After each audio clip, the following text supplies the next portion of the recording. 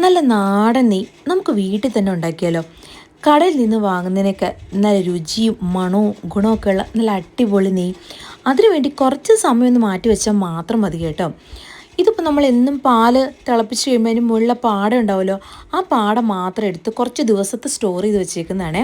അത് നമുക്ക് ഫ്രിഡ്ജിൽ ഇങ്ങനെ സ്റ്റോർ ചെയ്ത് വയ്ക്കുക. എന്നിട്ട് നമ്മൾ നെയ്യ് ഉണ്ടാക്കുന്നതിൻ്റെ തലേ ദിവസം ഇതെടുത്തിട്ട് അതിലേക്ക് കുറച്ച് നമ്മൾ സാധാരണ ഒഴിക്കില്ലേ, അതുപോലെ ഒരു 2 സ്പൂൺ തൈര് ഒഴിച്ചതിന് ശേഷം ഇത് നല്ലപോലെ ഒന്ന് മിക്സ് ചെയ്ത് കൊടുക്കുക.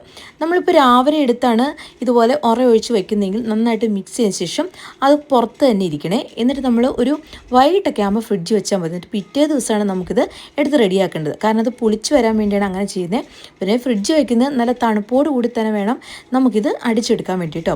അപ്പോൾ ഇത് പിറ്റേ ദിവസം നമ്മളിത് എടുത്തിട്ടുണ്ട്. അതിനുശേഷം നമുക്കിത് മിക്സർ ജാറിലേക്ക് ഇട്ട് കൊടുക്കുക. ഇനി നമ്മളിതിൽ അടിച്ചെടുക്കാൻ പോവാണ്.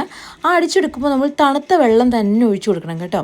തണുത്ത വെള്ളം കൂടെ ഒഴിച്ചിട്ട് നല്ലപോലെ നമ്മൾ സാധാരണ മോരൊക്കെ അടിക്കില്ലേ, അതുപോലെ അടിച്ചെടുത്ത് കഴിയുമ്പോൾ ഇതുപോലെ നെയ്യ് മാത്രമായിട്ട് ഇങ്ങനെ വരുവേ.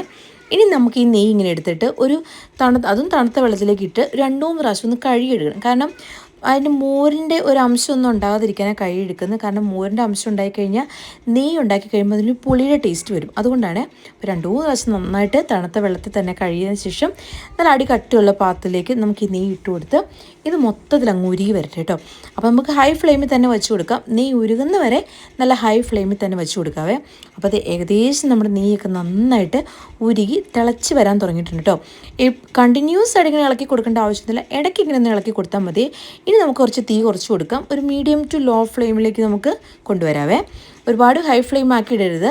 ഇനി നമുക്ക് അതിൻ്റെ അതിൻ്റെ മട്ടെന്ന് പറയാം, ആ ഒരു വെളുത്ത് കണ്ടോ, ആ ഒരു മട്ടാണിത്. അതൊരു ഗോൾഡൻ ബ്രൗൺ കളറിലേക്ക് വരുന്ന കേട്ടോ ഇതിൻ്റെ കറക്റ്റ് പാകം.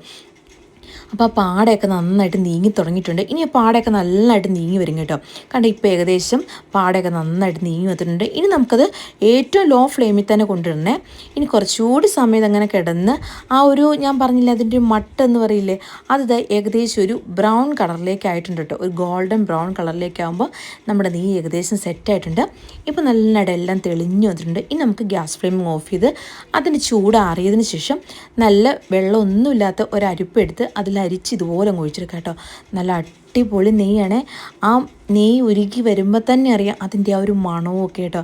അപ്പോൾ തന്നെ നമുക്ക് മനസ്സിലാവും അത് എന്തത്തോളം അടിപൊളിയായിട്ടുണ്ടെന്ന്.